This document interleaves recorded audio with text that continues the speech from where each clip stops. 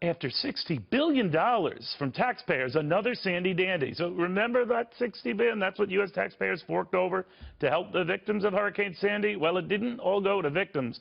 But in New Jersey and in New York, a lot of it did go to promoting business in each of those states. Thing is, it really didn't work. But that has not stopped New York Governor Andrew Cuomo from still doubling down to former New York Governor George Pataki on when disastrous things happen with disaster aid. Governor, we should explain that what Governor Cuomo wants to do is whatever money he spent, you know, to sort of remind New Yorkers it's back in business, come on to New York business, that some say became like a campaign pitch. He is spending millions more to promote the same thing. But I'm thinking to myself, wait a minute, this was Sandy dough to help Sandy victims. How does that play in? What do you think? Well, I remember back after September 11th when we got aid from the federal government, and we did run ads to promote New York. But it was a very different situation. We had hotels that were empty, theaters that were dark, restaurants that had no customers. People were afraid to come to New York. Nobody's afraid to come now. You know, it's not as though another storm is going to sneak up on us. So improve the economic climate, drive down the unemployment rate. Did you remind rate. people of tax credits or do anything like that after September 11th? Because this seems to be taking a leap beyond that. Well, I understand promoting the state, but all I can say is that when I left, we had the lowest unemployment rate ever since they started keeping records in New York State. And we did Empire Zones and incentive programs and advertised those programs, but they actually worked. Well, you know, Governor, the fair and balance, I'll disparage the Republican governor of New Jersey. I mean, he was famous for, you know, ripping John Boehner a new one because there was a hold in the aid, the $60 billion in aid that Congress was dithering over because, quite rightly, if you think about it, Congress felt that there were not, you know, a lot of, you know, quid pro quo with that. In other words, to see and monitor where that dough was going. Sure enough, this is the kind of stuff we find since. Well, we create.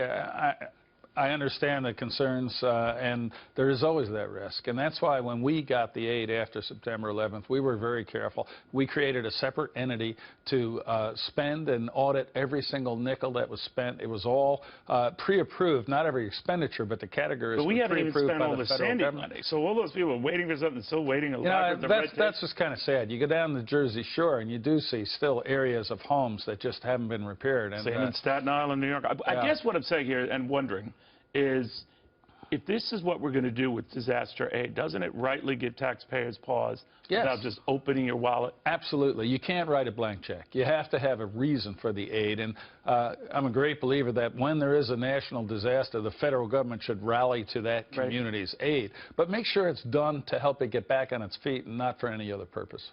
You're going to run for president, aren't you? Well, I'm going to announce next Thursday in Exeter, New Hampshire, the birthplace of the Republican Party, what my decision is.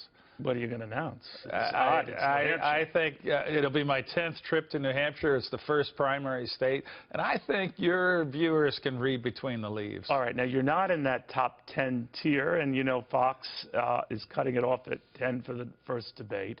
What do you think of that? You know, if they did a poll in '94 when I was running for governor, I wouldn't have been in the top 25. No one knew who I was, and I hadn't raised any money.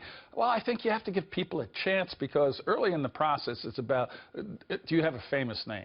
Is your name known to the public? And people haven't had a chance to articulate issues, ideas, vision, to defend their record and talk about it. So, you know, you can't change the rules. You play by the rules, and you just fight through it, work hard, and overcome anyway. But doesn't it make it tougher then? If you're not in the 10 up at that stage, it's hard for you to get on the stage. It is hard to get on the stage. But ultimately, I'm a great believer in the American people, and I'm a great believer in the value of hard work and starting at the bottom. And it's not where you are in August when the first debate is. It's where you are next June when the convention's being held and when the nomination is held. So you play by the rules. If you don't like them, you don't just complain. You work hard.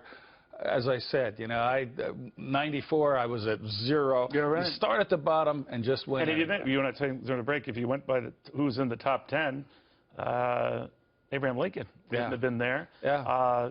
You could make an argument. Jimmy Carter certainly would have been there. Bill Clinton wouldn't have been there. A lot of people would have never gotten that chance. That's a lot of people like Lincoln who were really unknown, but as they had the chance to shine, the public rallied around them, and look at the result. Yeah. They didn't have televised debates back then. They didn't have to.